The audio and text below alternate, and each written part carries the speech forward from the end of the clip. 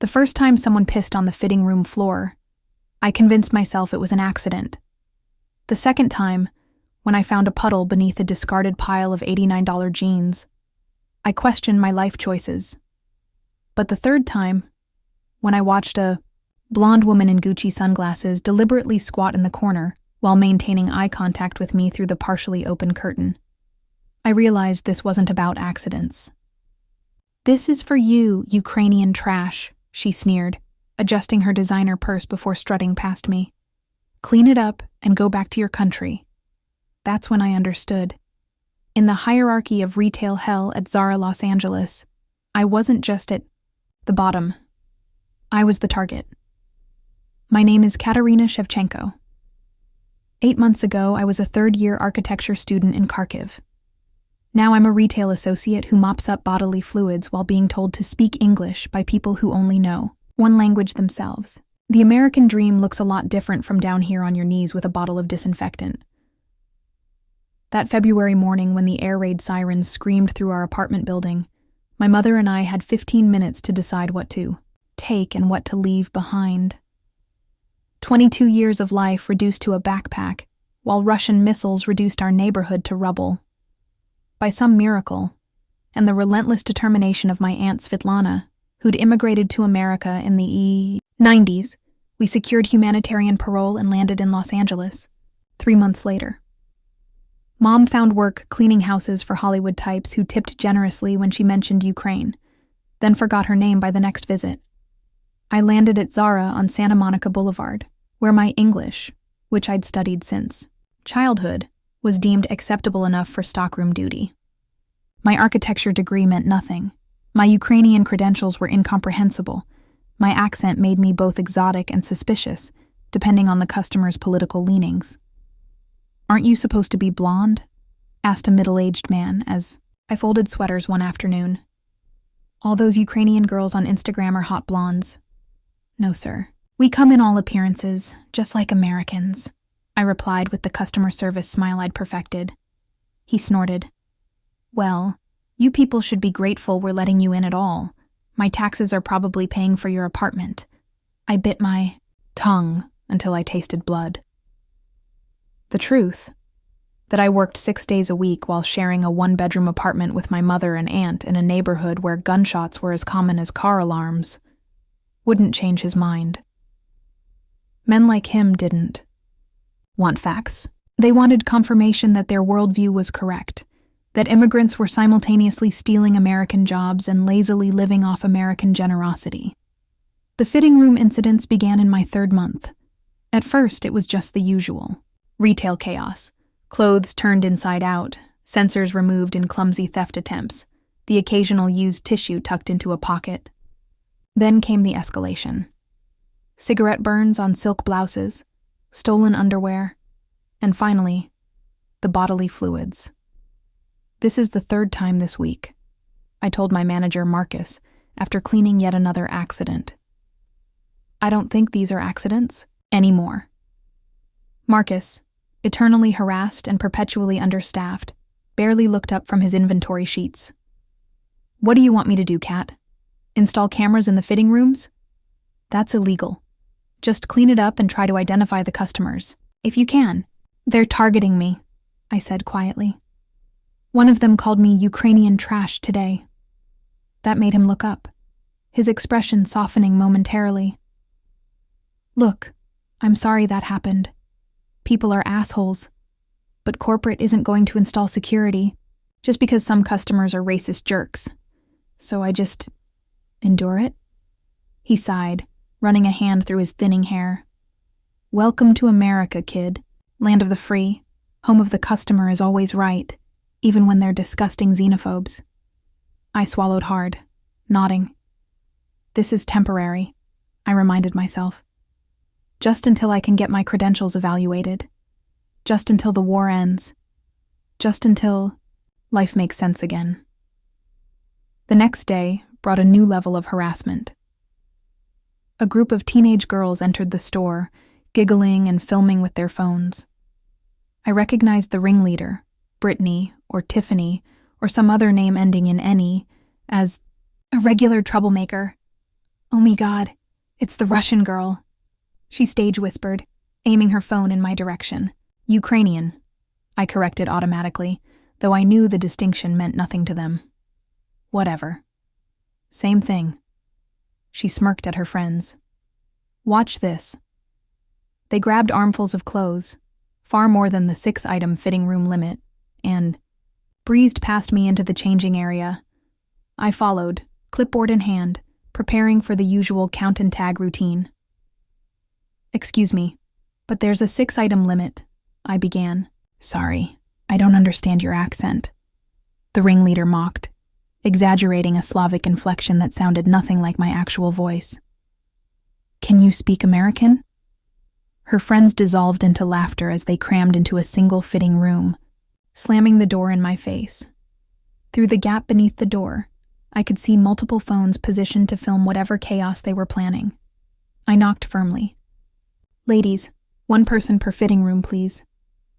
"Ladies, 1 person per feeding room, please," came the mocking echo, followed by more giggles and the unmistakable sound of fabric tearing. By the time security arrived, 15 minutes later, from the mall's central office, the girls had disappeared, leaving behind a devastation that looked almost methodical in its thoroughness. Dresses with ripped seams, sweaters stretched beyond recognition, obscenities drawn on the mirror in lipstick, featuring my name and creative suggestions about where I should go, and a puddle. Always the puddle. As I mopped up someone else's urine, for the 3rd time that week, something inside me hardened. Not the kind of hardening that comes from resignation, but the dangerous kind that builds before an explosion. "You don't get paid enough for this," said a voice from the fitting room entrance. I looked up to find a tall black woman in a neatly pressed button-down watching me, her expression a mixture of disgust and sympathy.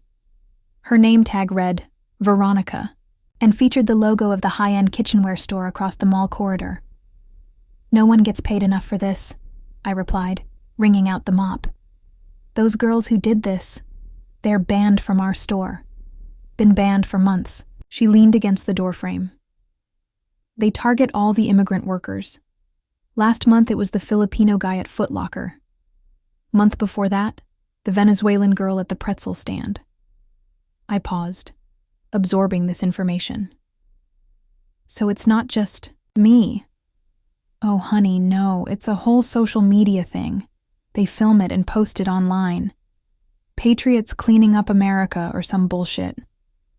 She shook her head. "But listen, some of us are getting together after closing.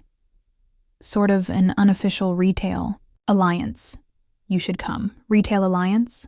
She smiled, handing me a business card with an address scrawled on the back. "We're done being targets. 10 p.m. tonight. Come alone." Before I could ask more questions, Marcus appeared, agitated as usual. "Kat, we need you on registers. The line's backing up." Veronica nodded at me once more before disappearing back to her store, leaving me with a damp mop, a business card, and the first spark of something I hadn't felt in months: curiosity. The address led to a Korean barbecue restaurant in a strip mall about a mile from work. By the time I arrived, it was 10:30 p.m., and my feet were throbbing from a 10-hour shift. I almost turned back, suddenly suspicious of strange invitations from people I didn't know. In Ukraine, I'd been outgoing, confident. In America, I'd learned caution the hard way. But when I peered through the window, I saw Veronica waving me in from a large table in the back, surrounded by faces I recognized. From the mall, the hostess barely glanced up as I entered, too engrossed in a K-drama on her phone to care about late-night retail workers and their mysterious gatherings. "You made it."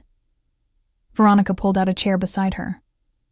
"Everyone, this is Katerina from Zara, the one I told you about." Around the table sat an unlikely coalition. Raj from the Apple store, his Genius Bar lanyard still around his neck. Miguel from Foot Locker, ankle wrapped in a fresh brace. Lena from the pretzel stand, her hair still dusted with cinnamon sugar. Dave from Barnes & Noble, reading glasses perched on his head, and several others whose faces I recognized from daily mall traversals. "Welcome to the retail resistance," said Miguel, raising a beer in my direction. "Where the customer is occasionally wrong, frequently criminal, and sometimes gets what's coming to them." I slid into the empty seat, wariness mixing with curiosity. "What exactly is this?" "Self-preservation," Veronica replied, pushing a menu toward me. "Order first, explanations second. The bulgogi here is life-changing." Over sizzling meat and too many bottles of soju, the picture emerged. Each person at the table had been targeted in ways similar to my fitting room horrors. Miguel's ankle was courtesy of a customer who deliberately tripped him while filming. Lena had hot cheese thrown in her face by the same group of teenagers who'd destroyed my fitting room. Raj had been called a terrorist so many times he'd started a bingo card. "Mall security does nothing," Dave explained, adjusting his glasses. "Corporate does nothing. Police say it's not worth their time. So we started looking out for each other." "What does that mean exactly?" I asked. Chopsticks paused midair. Table exchanged glances before Veronica leaned in, voice lowered despite the restaurant's loud ventilation system. "It means we've developed a network. We warn each other when the known harassers enter the mall. We document incidents. We share information.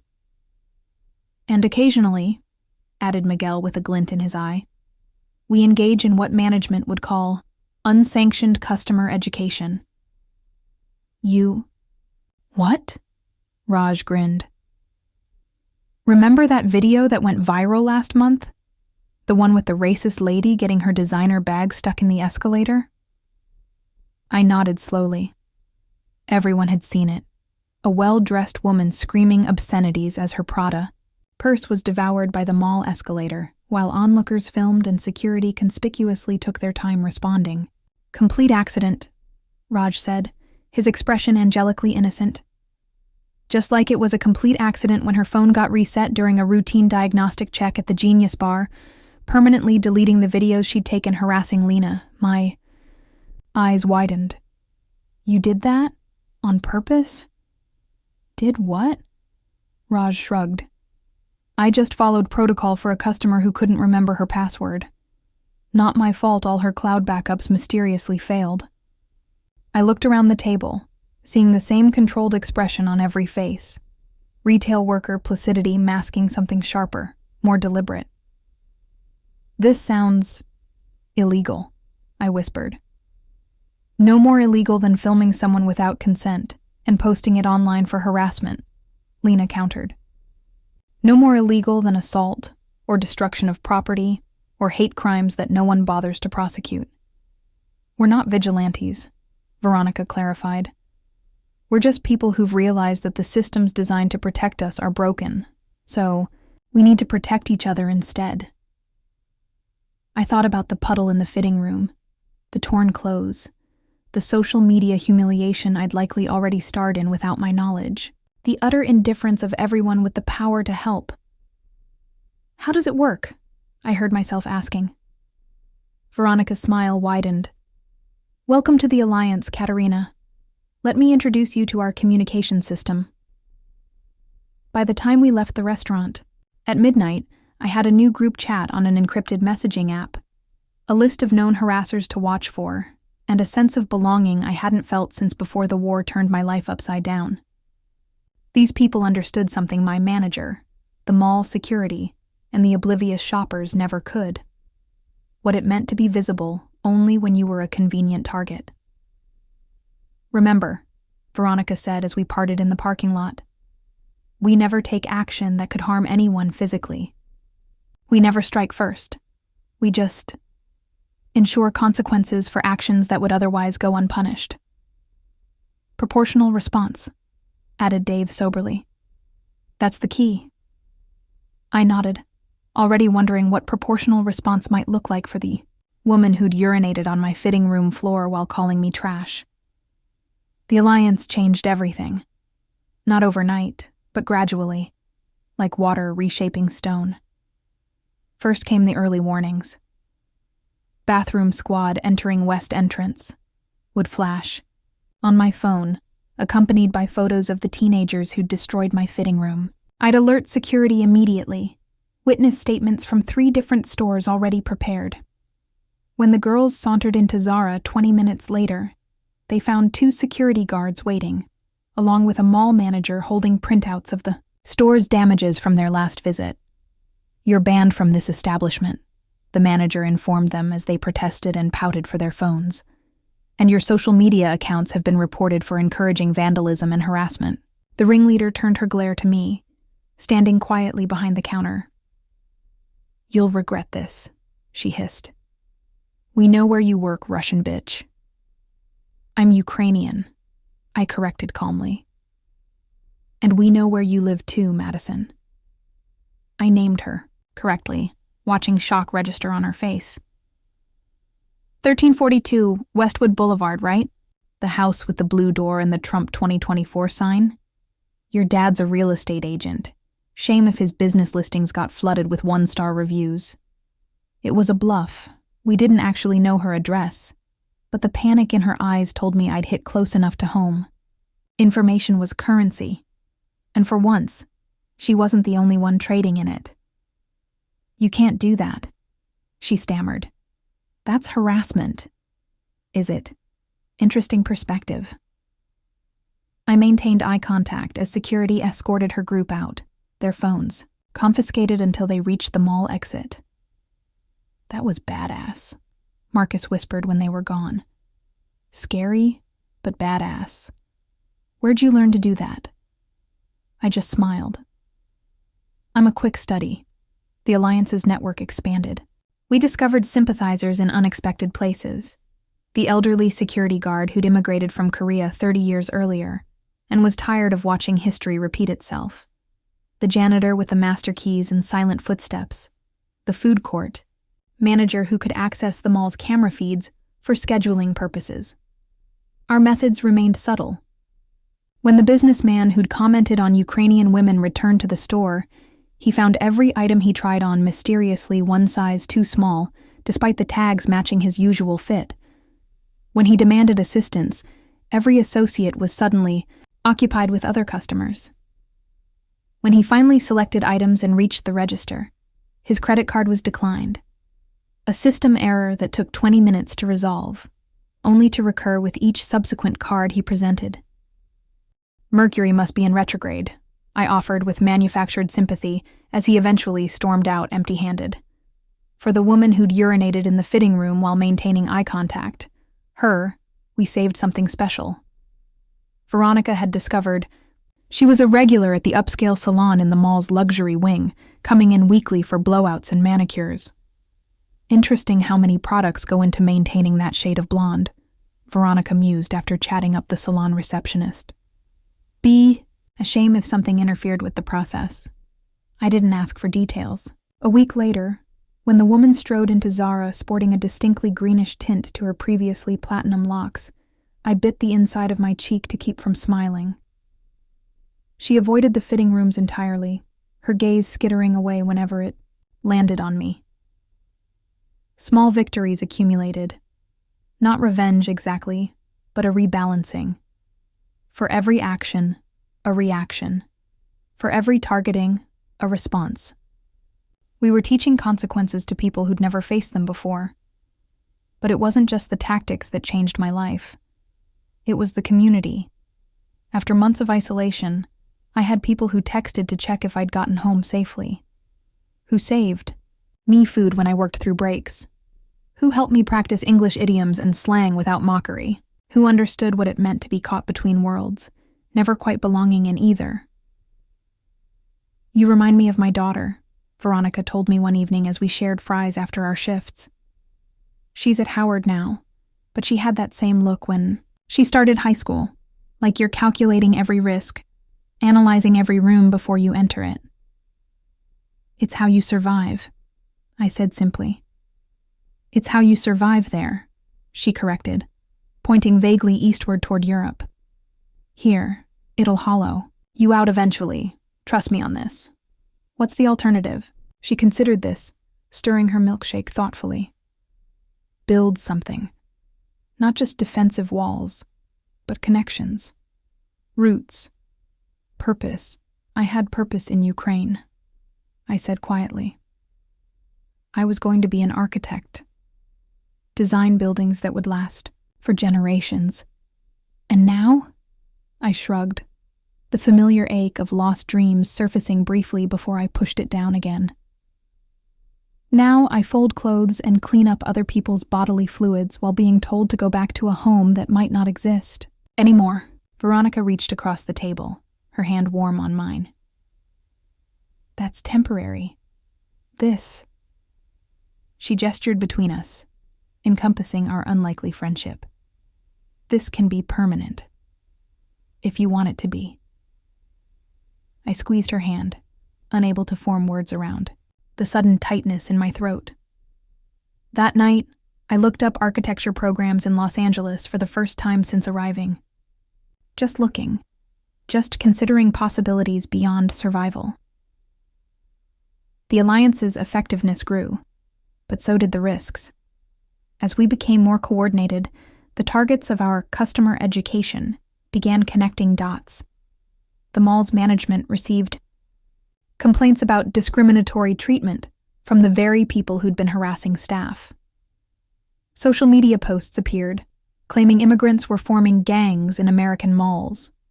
We need to be more careful, Raj warned during an emergency meeting after a particularly close call involving a customer who'd filmed Miguel limping after his injury, adding a voiceover mocking his accent. The customer's phone had mysteriously fallen into a mall fountain moments later, courtesy of Dave's accidental bump while shelving books on a portable cart. They're watching us now, Lena agreed, her usually cheerful face solemn. The blonde lady with the green hair was taking pictures of us in the food court yesterday, of all of us together. A chill ran through me. For what purpose? Evidence. Probably, Veronica said grimly. To prove their conspiracy theories about immigrant retail workers plotting against real Americans. Which is ridiculous, Dave interjected. I'm fourth-generation Californian. My grandfather fought in World. That's why. You think facts matter to these people? Miguel shook his head. We need to lay low for a while. Maybe suspend operations. The suggestion hung heavy in the air. The alliance had become more than a defense mechanism. It was our community, our source of power in environments designed to render us powerless. No, I said, surprising myself with the firmness in my voice. We're not stopping.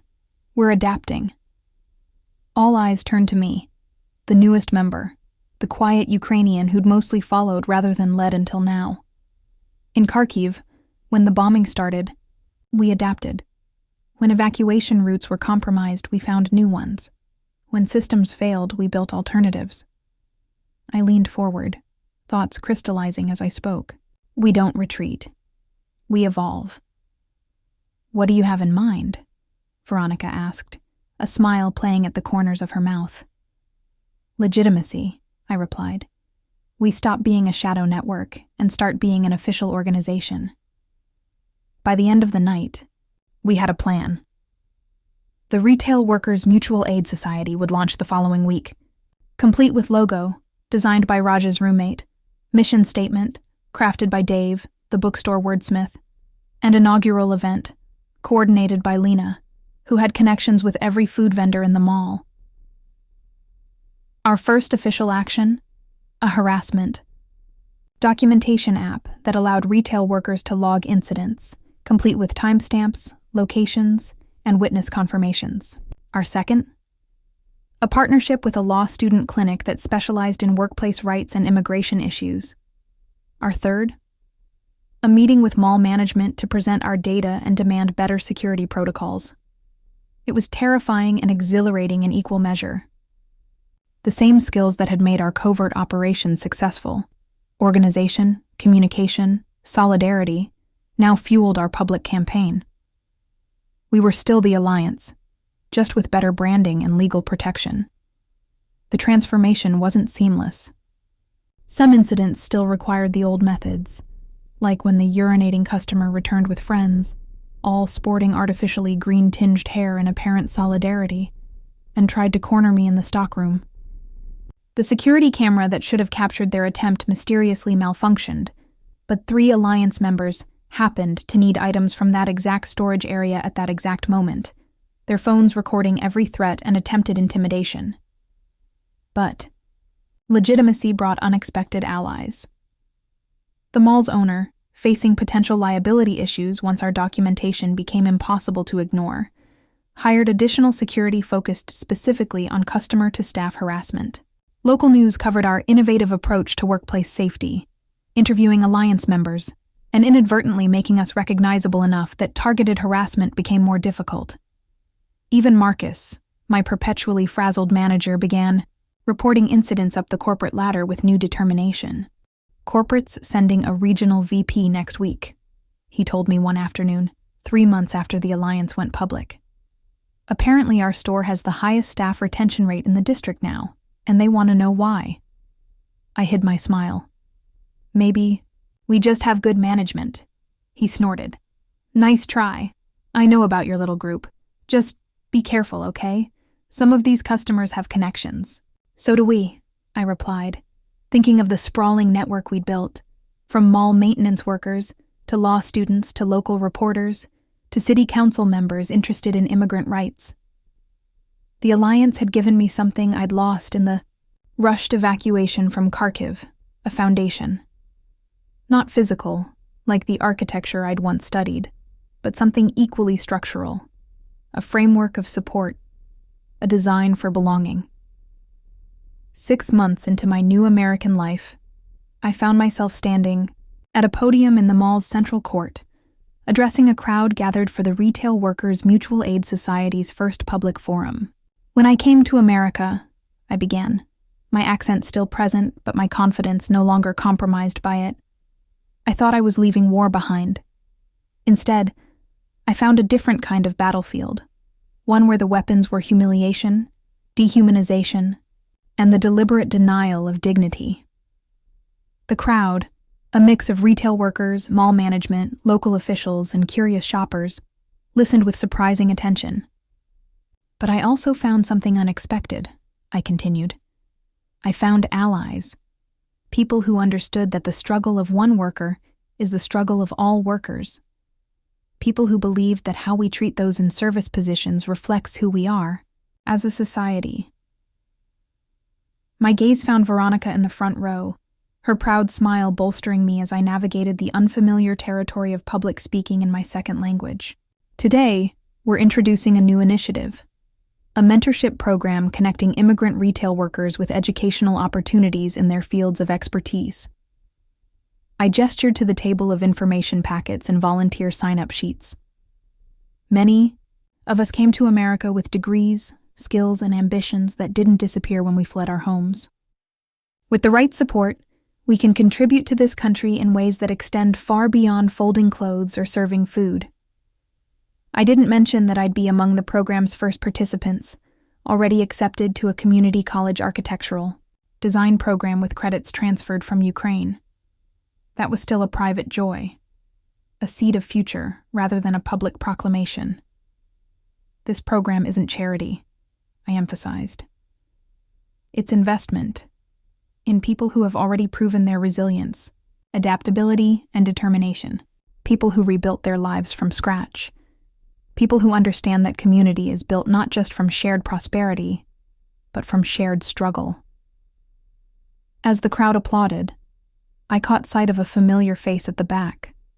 The blonde woman, her hair now returned to its natural color, lingering uncertainly by the escalator. Our eyes met briefly before she looked away, disappearing into the flow of shoppers. I didn't know if she'd come to cause trouble or out of genuine curiosity. It didn't matter. We'd built something stronger than her hatred, more enduring than her cruelty. We'd built a countermeasure to isolation, a bulwark against dehumanization. Later, as we celebrated the successful launch at our Korean barbecue headquarters, Veronica raised her glass in my direction. "To Katerina, from cleaning up messes to creating solutions." "To the Alliance," I countered, including everyone at the table in my toast. "For showing me that America isn't just a place where dreams can die, It's also where new ones can take root, even in the most unlikely soil. Miguel grinned. Pretty poetic for someone who threatened to dox a teenage bully 3 months ago. I contain multitudes, I replied, using one of the American expressions Dave had taught me. Laughter rippled around the table, warm and genuine. In that moment, with sizzling meat and shared victory creating a cocoon of belonging, I felt something shift inside me. The provisional nature of my American existence giving way to something more permanent. I would always be Ukrainian. The war had taken many things from me, but not my identity, not my heritage. But here, among this unlikely coalition of retail workers turned community organizers, I was becoming something additional rather than something less. A Ukrainian American, with roots in 2 soils, bridges between 2 worlds. The next day, when I entered Zara for my shift, I noticed something different immediately. The fitting rooms, site of so many humiliations, had been renovated overnight. New locks, higher walls, emergency call buttons, and a small sign in multiple languages. Respect for our staff is non-negotiable. Harassment will result in permanent ban. Marcus appeared beside me, looking both pleased and slightly embarrassed. Corporate fast-tracked the security upgrades after the regional VP's visit. Apparently, your mutual aid society made an impression. It wasn't just me, I said automatically. I know. He handed me an envelope. This came for you. From the architectural program. I accepted it with suddenly trembling hands. You knew about that? Veronica might have mentioned it. He shrugged, his perpetual harassment briefly replaced with something like pride. For what it's worth, I think you'll make a hell of an architect, Kat. You've already built something pretty impressive here. As he walked away, I stood in the middle of Zara, Los Angeles, the battlefield where I'd been targeted, tested, and ultimately transformed, and felt the full circle of the journey. From cleaning up the messes others made to designing spaces where such messes were less likely to happen, from isolated immigrant to community organizer, from victim to architect of change. The fitting room would always be there in my memory, the site of deliberate degradation, of a stranger maintaining eye contact while reducing me to something less than human. But now it would also be something else, the foundation upon which I'd built a different kind of structure entirely, one made not of concrete and steel, but of solidarity, strategy, and the stubborn insistence on dignity. It wasn't the life I'd planned when sitting in architecture classes in Kharkiv, sketching buildings that might stand for centuries. But as I opened the envelope to find my official acceptance letter, I realized it might be something equally enduring, a blueprint for resilience, a design for belonging in a place determined to treat me as foreign, a structure built to withstand whatever came next.